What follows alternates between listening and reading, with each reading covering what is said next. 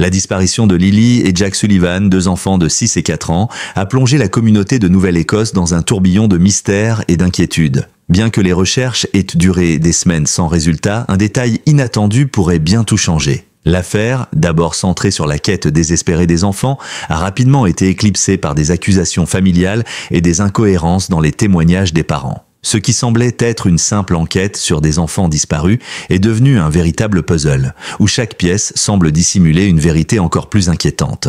Dans cette vidéo, nous revenons sur les éléments clés de l'affaire et les zones d'ombre qui persistent. Abonnez-vous à notre chaîne pour ne rien manquer de l'évolution de cette affaire et pour découvrir l'analyse complète de ce mystère toujours non résolu. La disparition des enfants, un mystère grandissant. Le matin du 2 mai, un calme inhabituel régnait sur la petite communauté de la Nouvelle-Écosse au Canada. Mais ce jour-là, la tranquillité de cette région rurale a été brisée de manière tragique. Deux enfants, Lily, âgée de 6 ans, et Jack, âgé de 4 ans, ont disparu de leur maison familiale. La nouvelle a secoué toute la communauté et rapidement pris une ampleur nationale car l'absence des deux enfants a créé un véritable tourbillon médiatique. L'angoisse des parents et l'inquiétude collective grandissaient à chaque heure qui passait, mais malheureusement, le mystère de leur disparition restait entier. Dès que la disparition a été signalée, les autorités locales, soutenues par des volontaires et des experts, ont lancé une vaste opération de recherche dans les forêts environnantes, les marécages et les sentiers isolés, là où les enfants avaient été vus pour la dernière fois. L'espoir de retrouver les enfants vivants a alimenté la détermination des secouristes. Mais malgré tous leurs efforts, les heures sont devenues des jours et les jours des semaines sans résultat concret. Au début, l'énergie était palpable.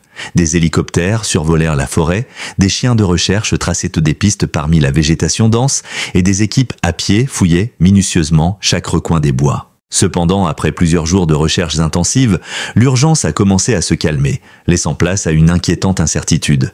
Les recherches ont continué mais rien de significatif n'a été trouvé. Les premiers signes de vie étaient absents. Les familles, les amis et les bénévoles se sont battus contre la fatigue et l'inquiétude croissante, cherchant désespérément un indice, aussi petit soit-il, qui pourrait conduire à la localisation des enfants. Les terrains étaient difficiles. La forêt avait été dévastée par la tempête post-tropicale Fiona, qui avait fait tomber des arbres et laissé des traces de destruction. Cette tempête avait laissé un paysage défiguré, ce qui rendait la recherche encore plus difficile. Les secouristes, malgré leur expérience et leur détermination, faisaient face à un terrain chaotique où chaque mouvement devenait une épreuve. Puis, après une semaine d'efforts ininterrompus, la situation a pris une tournure inattendue. Une empreinte de botte a été découverte sur un sentier proche du Pipeline Trail, un endroit qui avait déjà été exploré par les équipes de recherche. Bien que l'empreinte ne fût qu'une fraction d'un indice, c'était suffisamment pour raviver l'espoir des chercheurs. Un indice, aussi minime soit-il, était perçu comme un signal que quelque chose de significatif pouvait encore être retrouvé. Mais cette empreinte n'a pas permis de résoudre le mystère. Et au contraire, elle a intensifié le sentiment de frustration et d'incertitude qui pesait sur les équipes de recherche et sur la famille. Le 31 mai, un retour aux recherches a eu lieu sans préavis. Ce n'était pas une simple opération de routine. C'était une tentative désespérée de renouer le fil du mystère, de retrouver la moindre preuve qui pourrait expliquer ce qui était arrivé à Lily et Jack. Les équipes de recherche ont été renforcées, et cette fois, le focus était mis sur la zone autour de Garlock Road et du Pipeline Trail. La promesse de l'empreinte de botte, trouvée quelques jours plus tôt, a alimenté la motivation des secouristes. Ils ont exploré chaque centimètre de terrain, parcourant le paysage avec une minutie incroyable, mais chaque avancée semblait être contrecarrée par le terrain difficile et les conditions climatiques défavorables. Les vents violents ont limité l'utilisation des drones et le temps incertain n'a pas facilité la progression. À mesure que le temps passait, la situation devenait de plus en plus dramatique. Les secouristes ont dû travailler sous une pression intense. Les volontaires, parmi lesquels des vétérans expérimentés dans la recherche en forêt, ont poursuivi leur mission avec une détermination sans faille, mais chaque minute qui passait sans nouvelles bonnes nouvelles faisait naître des doutes croissants. Ce qui avait commencé comme une recherche pleine d'espoir était désormais une quête sans fin, un défi accablant où la pression de l'issue incertaine devenait de plus en plus difficile à supporter. Les recherches ont continué jusqu'à ce que le dimanche après-midi arrive et la situation semblait s'être figée. Rien n'avait été trouvé, aucune nouvelle piste, aucun vêtement abandonné, aucune trace de vie. Les espoirs qui avaient été nourris par les premières heures de recherche s'étaient lentement dissipés, remplacés par un silence de plus en plus lourd. Les questions demeuraient sans réponse. Où étaient Lily et Jack? Pourquoi ne trouvait-on aucune trace de leur passage? Comment une zone aussi vaste pouvait-elle cacher deux enfants disparus? Le retour à la forêt, même sans résultat tangible, avait une signification plus profonde pour les équipes de recherche. Ce n'était pas seulement une autre opération, mais un test de leur persévérance. Ils voulurent prouver qu'ils ne renonceraient pas ou qu'ils continueraient à chercher, même sans nouveaux indices. Cela représentait un engagement inébranlable, une promesse de ne pas abandonner, quel que soit le vide qui les entourait. Cependant, au fond de l'esprit des chercheurs, une réalité plus sombre se dessinait. Peut-on vraiment chercher indéfiniment sans nouvelles pistes? Les réponses à ces questions s'éloignaient davantage à chaque recherche infructueuse, mais l'espoir, aussi fragile soit-il, ne mourait pas tout à fait. Ainsi, alors que la journée s'achevait et que les équipes se préparaient à quitter les bois, les premières fissures dans le silence se faisaient entendre. Des conversations en coulisses commençaient à prendre forme. Les responsables des recherches devaient-ils continuer ou abandonner une nouvelle fois? La question qui se posait désormais n'était plus seulement celle de retrouver les enfants, mais aussi de savoir comment gérer ce vide insupportable, ce silence oppressant qui pesait sur toute la communauté. Où se cachaient les enfants et pourquoi l'histoire semblait-elle se répéter sans fin?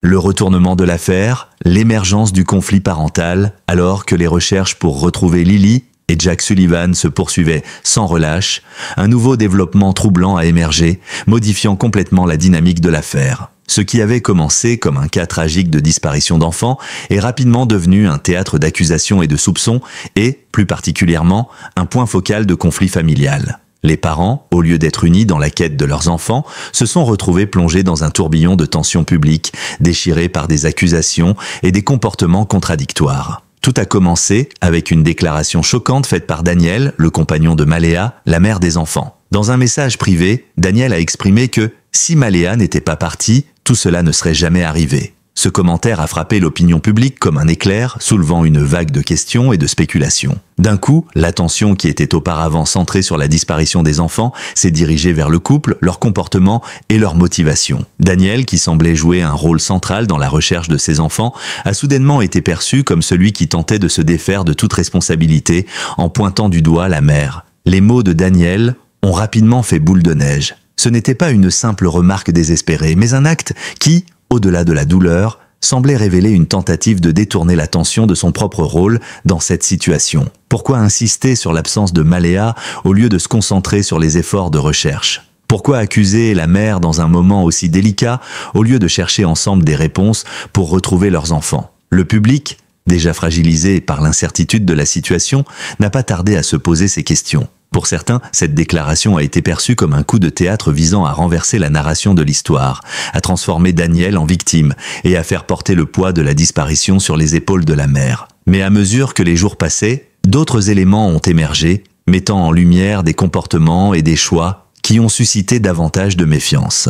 L'apparition régulière de Daniel dans les médias a commencé à en agacer plus d'un. Ses interviews, bien qu'elles soient remplies de frustration et d'angoisse, semblaient toujours être plus tournées vers la défense de son image que vers une réelle volonté de trouver ses enfants. Il parlait beaucoup de son propre tourment, de ses propres sentiments, mais rarement des enfants. Ses propos étaient de souvent froids, mesurés, presque comme s'il avait un script à suivre. Ce contraste entre son comportement public et la situation désespérée de la recherche a dérouté de nombreuses personnes. Où étaient les appels désespérés d'un père en détresse ? Pourquoi ne voyait-on pas dans ses paroles l'urgence d'un père prêt à tout pour retrouver ses enfants? Au lieu de cela, Daniel semblait se concentrer sur la justification de son innocence et de ses actions, comme s'il cherchait à façonner une version de l'histoire qui le placerait dans une position plus favorable, au détriment de la vérité. Il a même insisté sur le fait qu'il avait passé un test polygraphique, détecteur de mensonges, mais cet élément n'a jamais été confirmé par les autorités. L'insistance de Daniel sur ce point a laissé perplexes les enquêteurs et le public. Pourquoi autant de besoin de prouver sa vérité, si ce n'était pas pour détourner les regards de questions plus inconfortables? Son insistance sur ce test, ainsi que ses apparitions régulières dans les médias, ont fait écho à d'autres affaires célèbres, comme celle de Don Wells, le père de Summer Wells, une fillette disparue aux États-Unis. Ce dernier avait également pris la parole dans les médias à de nombreuses reprises, s'invitant dans la narration pour devenir une figure centrale du récit de la disparition de sa fille. Était-ce ce que Daniel tentait de faire aussi? Inverser les rôles et se rendre indispensable à l'histoire? De l'autre côté du spectre, il y avait Maléa. Contrairement à Daniel, elle s'était complètement retirée de l'espace public. Elle ne faisait plus d'apparitions publiques, elle ne participait plus aux recherches et son silence est devenu un mystère. Au début, on a cru que sa douleur était simplement trop grande pour qu'elle puisse s'exprimer. Mais à mesure que les jours passaient, le silence de Maléa est devenu de plus en plus étrange. Pourquoi une mère qui venait de perdre ses enfants disparaissait-elle aussi soudainement des radars? Son absence sur les réseaux sociaux, sa disparition des conférences de presse et son absence totale lors des recherches ont créé une aura de suspicion. Les gens se demandaient si sa douleur n'était pas plus profonde qu'elle ne le laissait paraître. Était-elle en train de suivre les conseils d'avocats ou était-elle paralysée par la peur de ce que la vérité pourrait signifier pour elle? Certains ont suggéré que Maléa pourrait être protégée par sa famille, par des avocats ou même par la crainte de voir sa propre responsabilité remise en question. D'autres ont émis l'hypothèse qu'elle était peut-être trop accablée émotionnellement pour faire face à la situation et se retrouver sous les projecteurs. Mais quel que soit le motif de son retrait, son silence a été tout aussi parlant que l'attitude de Daniel. Le contraste entre la visibilité médiatique de Daniel et le silence absolu de Maléa n'a cessé de nourrir la spéculation publique. Un parent parlait à tout moment, l'autre se taisait. Cette dynamique a fini par diviser l'opinion publique. Certains ont soutenu Daniel, d'autres ont critiqué son comportement, se demandant s'il cherchait véritablement à retrouver ses enfants ou s'il tentait seulement de contrôler la narration des événements. En même temps, les questions pratiques sur la disparition des enfants restaient sans réponse, les chercheurs ayant fouillé des kilomètres de forêt et de marécages sans aucune avancée significative, commençaient eux aussi à se demander si l'issue se trouvait toujours dans la forêt ou si la vérité se cachait ailleurs. C'était comme si, au fur et à mesure que les parents se déchiraient publiquement, la possibilité de retrouver Lily et Jack devenait de plus en plus lointaine. Ce n'était plus seulement une question de savoir où les enfants étaient départis, mais de savoir pourquoi les parents semblaient s'éloigner de la vérité et pourquoi la quête pour retrouver les enfants devenait si compliquée par des dynamiques familiales et médiatiques. Et c'est ainsi qu'une situation de recherche tragique est devenue un cas de manipulation émotionnelle et de guerre médiatique. La souffrance des parents semblait se transformer en un combat pour contrôler le récit et l'opinion publique, un récit dans lequel la vérité sur la disparition des enfants risquait de se perdre dans les stratégies personnelles. Les questions les plus simples et les plus importantes, telles que « Où sont Lily et Jack ?» lesteux, étaient désormais éclipsées par des interrogations plus complexes et plus sombres. Qui contrôle l'histoire et pourquoi? Les incohérences dans le récit et la perte de la vérité. L'affaire de la disparition de Lily et Jack Sullivan, qui aurait dû rester au centre de la quête désespérée pour retrouver deux enfants disparus, est rapidement devenue un enchevêtrement d'incohérences et de manipulations émotionnelles. Alors que les recherches piétinaient et que l'absence de nouvelles informations devenait accablante, les comportements des parents ont alimenté des soupçons et des doutes parmi le public et les autorités. À mesure que les jours passaient, sans avancée significative, des éléments du récit des parents ont commencé à être remis en question, en particulier à la lumière de nouvelles découvertes concernant les événements survenus avant et après la disparition des enfants. Le plus frappant de ces éléments a été la contradiction apparente entre l'appel passé à l'école de Lily et Jack à 6 heures du matin le jour de leur disparition et le récit que les parents avaient donné aux enquêteurs. Selon les déclarations publiques, Maléa et Daniel avaient affirmé qu'ils ne s'étaient aperçus de la disparition de leurs enfants que plusieurs heures plus tard, vers 10 heures du matin. Cependant, l'appel effectué à l'école à une heure aussi précoce a ouvert une brèche dans la chronologie officielle. Pourquoi quelqu'un, prétendant être la mère des enfants, aurait-il appelé pour excuser l'absence des enfants dès le matin bien avant qu'ils ne soient portés disparus? Cela laissait supposer que quelque chose ne collait pas et que l'histoire ne commençait pas à l'heure qu'on nous avait donnée. Pourquoi une mère aurait-elle informé l'école de l'absence de ses enfants avant même de réaliser qu'ils avaient disparu? Cette simple contradiction a ouvert la porte à de nombreuses spéculations et a semé le doute dans l'esprit de nombreux observateurs. Mais les incohérences n'ont pas cessé là. Le comportement de Daniel pendant les premières heures de la disparition a également suscité de nombreuses interrogations. En tant que partenaire de la mère des enfants, il aurait été raisonnable de supposer qu'il ferait tout pour retrouver les enfants le plus rapidement possible. Pourtant, les experts en recherche et sauvetage ont rapidement relevé un détail surprenant. Daniel a choisi de quitter la maison à bord d'un véhicule de rue, un simple modèle de voiture, plutôt que d'utiliser un véhicule tout-terrain adapté aux recherches dans la forêt dense. Les terrains accidentés de la région, envahis de broussailles et de zones marécageuses, auraient exigé l'utilisation d'un véhicule tout-terrain pour se rendre rapidement dans des zones difficilement accessibles. Mais Daniel a choisi de prendre une voiture ordinaire, un choix qui a paru incompréhensible à ceux qui connaissent les méthodes de recherche sur le terrain. Pourquoi avoir ignoré les outils de recherche les plus appropriés et opté pour une solution moins efficace? Ce geste a renforcé l'idée selon laquelle Daniel n'était peut-être pas aussi engagé dans la recherche des enfants qu'il le laissait paraître. De nombreux observateurs ont trouvé cela étrange. S'il avait eu un véritable désir de retrouver les enfants, pourquoi ne pas avoir utilisé tous les moyens à sa disposition? Ce choix étrange a fait douter les enquêteurs et la communauté. Les critiques ont souligné qu'il pouvait s'agir d'une tentative de rendre ses actions plus visibles, tout en évitant de s'aventurer trop loin dans la forêt, là où il pourrait découvrir quelque chose qu'il ne souhaitait pas trouver. Mais plus cette situation évoluait, plus les incohérences dans le récit des parents semblaient se multiplier. Et plus il devenait difficile de suivre une ligne de pensée claire concernant ce qui s'était réellement passé ce jour-là. L'une des anomalies les plus frappantes dans la gestion de cette affaire est la manière dont le rôle de Daniel dans l'histoire a été en grande partie façonné par les médias. Tandis que la mère, Maléa, se retirait dans l'ombre, Daniel prenait de plus en plus de place dans les récits publics. Il se présentait non seulement comme un homme brisé par la perte de ses enfants, mais aussi comme un homme qui, malgré tout, restait déterminé à faire entendre sa version des événements. Il était fréquemment invité à participer à des interviews où il répétait à plusieurs reprises qu'il avait passé un test polygraphique sans que jamais la police ne confirme cette information. Ses interventions dans les médias semblaient de plus en plus moins liées à la recherche des enfants et davantage à la construction d'une image personnelle. Beaucoup ont commencé à se demander si Daniel cherchait réellement à retrouver Lily et Jack ou s'il utilisait plutôt la situation pour défendre son image face à la pression publique croissante. Au lieu de se concentrer sur les enfants, il s'apparentait davantage à un homme tentant de tourner les événements à son avantage, de manipuler l'histoire pour se rendre moins suspect aux yeux du public.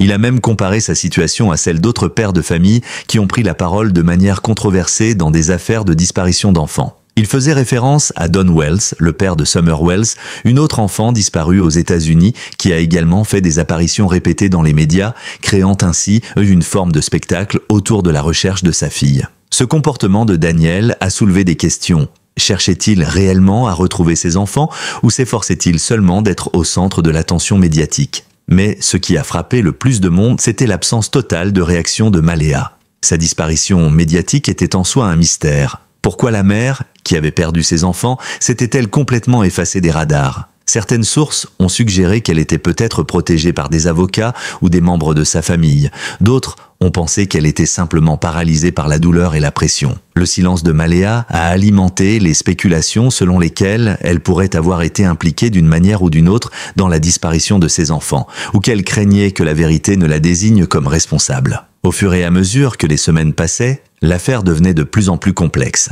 Les regards du public se sont tournés vers le conflit qui se jouait non seulement entre les parents et la presse, mais aussi au sein même de la famille. Les efforts pour retrouver les enfants semblaient se dissoudre dans un tourbillon de manipulations médiatiques, d'accusations indirectes et de prises de position qui remettaient en question l'intégrité de toute l'affaire. Ce qui était censé être une recherche pour sauver des enfants était en train de se transformer en un combat public entre des individus qui semblaient plus préoccupés par leur propre image que par la vérité. Mais à mesure que cette guerre de récits se déployait, l'élément essentiel de l'affaire, celui qui aurait dû être au cœur de toutes les préoccupations, semblait se perdre. Lily et Jack. Leur absence a été progressivement éclipsée par des luttes pour la vérité, pour l'honneur et pour l'attention. La quête pour les retrouver n'était plus qu'une ombre de ce qu'elle aurait dû être, et les enfants eux-mêmes étaient devenus des spectateurs invisibles de leur propre tragédie. Qui se souvenaient encore de leur visage, de leur sourire, de la vie qu'ils avaient avant de disparaître dans le silence. Dans cette situation complexe et déchirante, une vérité devenait de plus en plus claire. Ce n'était pas seulement la disparition de Lily et Jack qui hantait cette histoire, mais la manière dont leur disparition était devenue un terrain de jeu pour des accusations, des récits et des manipulations. Et au milieu de tout cela, ils restaient invisibles, les oubliés d'une histoire qui n'était plus la leur. Merci d'avoir visionné la vidéo dans son intégralité. Nous espérons que cette analyse vous a apporté de nouvelles perspectives sur cette affaire complexe. N'oubliez pas de vous abonner à notre chaîne pour ne manquer aucune de nos prochaines vidéos qui vous tiendront informés des derniers développements. Nous serions ravis de connaître votre avis sur ce mystère, alors laissez vos commentaires ci-dessous. Votre participation est essentielle pour enrichir nos discussions et éclairer davantage cette affaire. À bientôt pour de nouvelles révélations.